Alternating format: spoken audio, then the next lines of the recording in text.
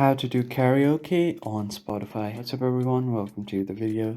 In this tutorial I'm going to be showing you guys how you can easily do some karaoke on Spotify. If you don't know what that is, karaoke basically means that you sing along with the singer or without the singer. So there will be music playing on the background track, and then you will be the one singing the lyrics. And that is what it means to do a karaoke. So let's see how you can do it on Spotify.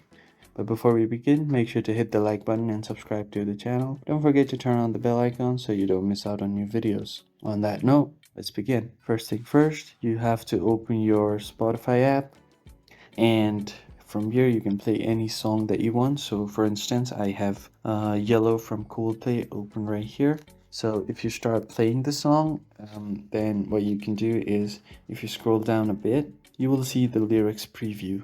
So you can tap on the show lyrics button. So if I just skip forward a bit, as you can see, all of these lyrics that have been sung is on a different color. So you can go along with the lyrics.